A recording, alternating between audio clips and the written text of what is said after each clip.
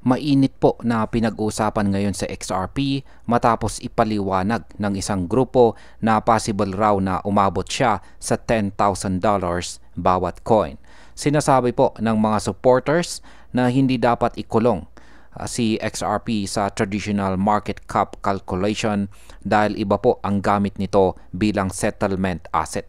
Kaya pag-uusapan po natin kung paano po possible ang ganitong mataas na presyo at ano ang mga kailangang mangyari para matupad ito. Pero bago po tayo magpatuloy ay pakibasa na lamang po muna ang disclaimer dito po sa ibaba ng ating screen. Ayan, paano nga ba gumagana si XRP bilang settlement asset? Si XRP po ay may mabilis po siya na kayang mag-settle ng transaction sa loob lamang ng 3 hanggang 5 segundo. 3 to 5 seconds. Dahil dito, ang parehong coin ay pwede pong gamitin ng paulit-ulit sa iisang araw lamang.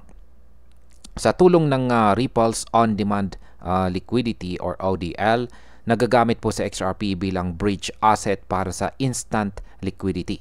Ibig sabihin ay hindi na kailangan ng mga bangko na magpa-freeze ng malaking pondo sa mga nostro accounts. Ang epekto po nito sa market ay mas lumalakas ang utility ni XRP at posibleng magtulak sa kanyang presyo na tumaas habang dumarami ang mga gumagamit or mga users. Ngayon ay bakit hindi po hadlang ang market cap? Kung umabot po si XRP sa $10,000 bawat coin, lalabas po na nasa $596 trillion ang kanyang market cap kung susundin po ang traditional na formula. Pero ayon po kay XRP Avengers, hindi raw mahalaga ang market cap kapag ang isang coin ay ginagamit bilang settlement tool.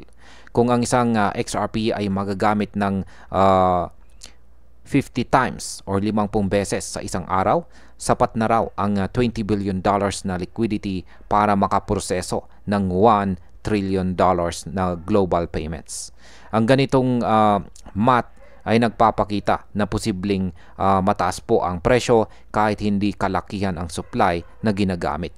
Kung mangyari ito, pwede pong makakita ang market ng biglaang pagtaas ng demand at saka presyo. Ano naman ang mga kailangan para mangyari ito?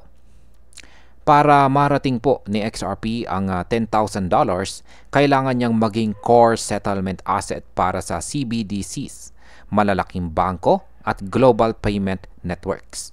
Kailangan din ng malawak na liquidity sa lahat ng fiat pairs, malinaw na global regulations at adoption mula sa mga institution. Sa ngayon ay unti-unti itong nangyayari pero hindi pa ganap. Kapag natupad po ang mga kondisyong ito, maaaring magsimula ang massive rally na inaasahan po ng mga supporters. At ayan, bilang panghuli, ang opinion ko naman tungkol dito ay napakalakas ng argumento ng mga supporters ni XRP tungkol po sa utility at bilis ng kanyang network. May posibilidad po na umabot siya ng napakataas na presyo, pero mangyayari lamang ito kung tuluyan po siyang i-adapt ng mga central banks at saka malalaking institution. Habang wala pa tayo sa puntong yan, nananatili itong isang long-term vision. Pero maganda itong bantayan lalo na kapag may balita tungkol po sa CBDC integration at saka global adoption. At ayan, hanggang dito na lamang po tayo sa video na ito mga ka-crypto. Maraming salamat sa panonood.